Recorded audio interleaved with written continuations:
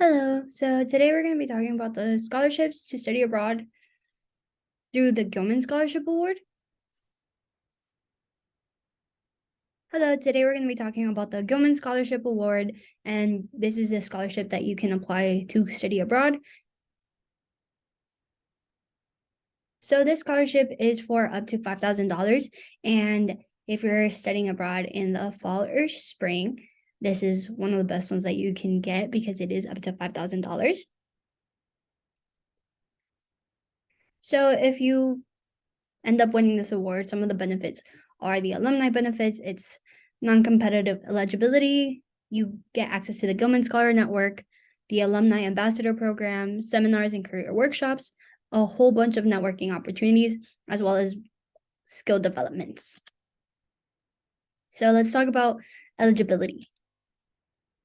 So to apply for this scholarship, you have to be a U.S. citizen or national, an undergraduate student, be a recipient of the federal Pell Grant, credit-bearing program in a country or area with an overall travel advisory level 1 or 2 or approved level 3.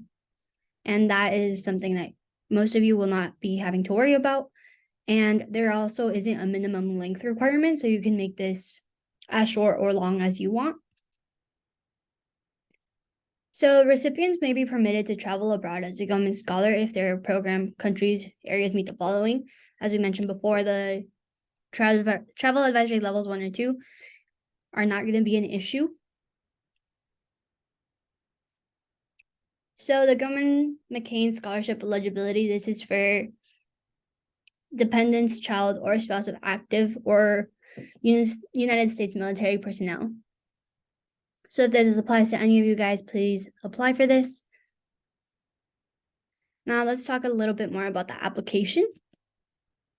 So the first 2 steps are the student application. For the abroad program info, you need to write a couple essays, turn in some unofficial transcripts, and select advisors. And then you're going to come talk to one of the study abroad assistants, as well as your financial aid advisor, so you can crunch your numbers through and make sure that you're ready to study abroad.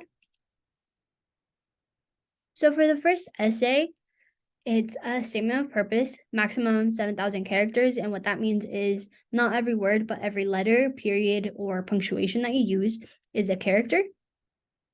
So the statement on purpose is more like a personal interview. You want to talk about how studying abroad is going to help you in your academic, professional, and personal goals, as well as how you've encountered certain challenges before and how you plan to overcome those. And this is just, you should be talking a little bit more about yourself and what you want to accomplish with studying abroad and why you're choosing this specific program. So 5 questions that you should ask yourself for this essay is, do you make a connection between your program and goals? Do you make a connection between your country and goals? Do you share how you will academically be successful on your program? Do you give examples of your experiences, skills, and knowledge that you will use to meet your program challenges? Do you address how this abroad experience will impact your future? So you just want to be very thorough as to why you're picking this program in specific, in comparison to a different place. If you're choosing Granada, why are you choosing that? If you're choosing London, if you're choosing Australia, or any of our other programs, just to be very clear on why and how is this going to help you be successful. For the second essay, it's going to be on community impact, building mutual understanding essay. And this is a maximum of 3,000 characters. So that's the space you have for letters or punctuation. And what you want to ask yourself is what it means to be a U.S. citizen while abroad. So what do you want to represent? How you will seek opportunities to be culturally engaged. Luckily, most of our programs are immersive. So how are you going to put yourself out there and make sure that you are part of the culture and do your best to absorb everything around you? And how are you going to seek opportunities to have meaningful interactions? Again, studying abroad is not a vacation, so it really should be a learning experience, and you really want to communicate that in your essay. So to answer this scholarship, you want to ask yourself 3 questions. Do you articulate how you will represent the US as a citizen diplomat while abroad. So are you going to be open-minded? Are you going to put yourself out there and be open to other cultures? Do you explain how you will contribute to the goal of building mutual understanding? And do you discuss how you will look for opportunities to build meaningful relationships and become more culturally engaged? Will you be living with a host family? Are you going to try new dishes and go out and try to make friends with natives from the country that you're going to? How are you going to do that? And the last question is essay number 3, and this is also on the shorter end, so 3,000 characters. And this is a follow-on service project proposal. So once you come back, how are you going to take everything that you've learned abroad and bring it home? So being an effective citizen diplomat while abroad, how will you give back by inspiring others to study abroad on campus or in home community? And then you're going to design a plan of action. So you're going to take everything that you've learned abroad, and how are you going to transmit that to others, either on campus or in any community that you're a part of? And you're going to put a plan together and write that out to show them what your plans are and what platforms you have to share. So 5 questions that you can ask yourself is, does your FOSP increase awareness of the Gilman Scholarship and study abroad? Is your project feasible?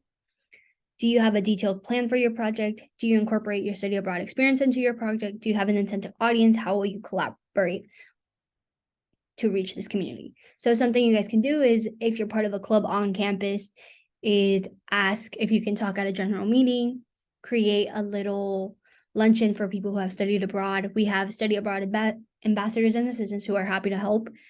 How are you going to bring and share everything that you've learned abroad on campus or to a community? So now let's talk deadlines and timelines. These are very important. So starting off, there are 2 timelines that you can follow depending on when you're studying abroad. So October 22nd deadline, abroad programs start December 2022 through October 2023, and the applications opened in mid-August, and the deadline is October 6th. So this presentation is a little outdated, but just come into the study abroad office and we can go through it with you. And then there's also an advisor deadline, but you want to have yours turned in on the 6th. And then there's a second deadline, which is March 2023.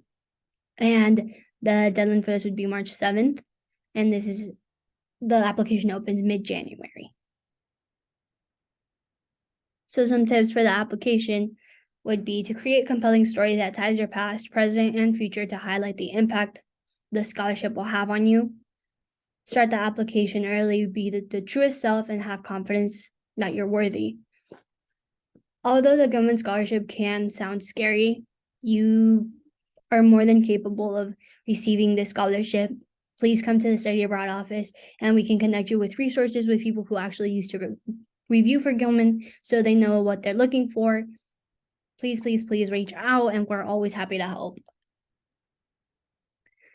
Some other tips are for your follow-on service project. Think about your community and local schools. Think about how you heard about Gilman and how you can tell others about it. If you don't apply, you'll never get it.